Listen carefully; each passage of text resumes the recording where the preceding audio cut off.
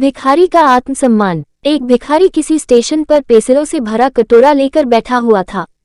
एक युवा व्यवसाय उधर से गुजरा और उसने कटोरे में 50 रुपए डाल दिया, लेकिन उसने कोई पेसर नहीं ली। उसके बाद वह ट्रेन में बैठ गया। डिब्बे का दरवाजा बंद होने ही वाला था कि अधिकारी एकाएक ट्रेन से उतरकर भिखारी के पास लौटा और कुछ पेसल उठाकर बोला, मैं कुछ पेसल लूंगा। इन पेसलों की कीमत है, आखिरकार तुम एक व्यापारी हो और मैं भी। उसके बाद वह युवा तेजी से ट्रेन में चढ़ गया। कुछ वर्षों बाद वह व्यवसाय एक पार्टी में गया। वह भिखारी भी वहां मौजूद था। भिखारी ने उस व्यवसायी को देखते ही पहचान लिया। वह उसके पास जाकर बोला, आप शायद मुझे नहीं पहचान रहे हैं, लेकिन मैं आपको पहचानता हूँ। उसके बाद उसने उसके साथ घटी उस घटना का जिक्र किया। व्यवसायी ने कहा, तुम्हारी याद दिलाने पर मुझे याद आ रहा है कि तुम भीख मांग रहे थे, लेकिन तुम यहाँ सूट और टाई में क्या कर रहे हो? भिखारी ने जवाब दिया, आपको शायद मालूम नहीं है कि आपने मेरे लिए उस दिन क्या किया। मुझे पर दया करने की बजाय मेरे साथ सम्मान के साथ पेश आए।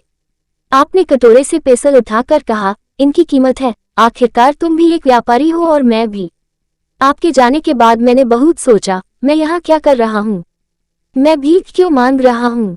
मैंने अपनी जिंदगी को संवारने के लिए कुछ अच्छा काम करने का फैसला लिया। मैंने अपना थैला उठाया और घूम घूम कर पेंसिल बेचने लगा।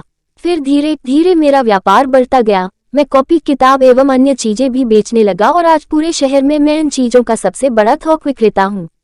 मुझे मेरा सम्मान लौटाने के लिए मैं आपका तहे दिल से धन्यवाद देता हूँ, क्योंकि उस घटना ने आज मेरा जीवन ही बदल दिया।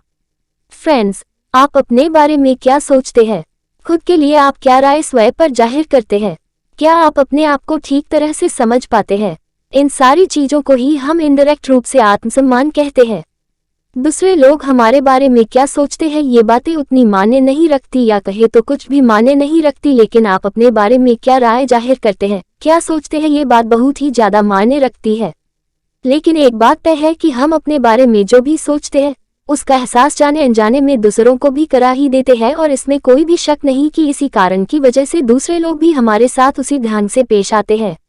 याद रखें कि आत्मसम्मान की वजह से ही हमारे अंदर प्रेरणा पैदा होती है, या कहे तो हम आत्मप्रेरित होते हैं। इसलिए आवश्यक है कि हम अपने बारे में एक श्रेष्ठ राय बनाएं और आत्मसम्मान से पूर्ण जीवन जिएं।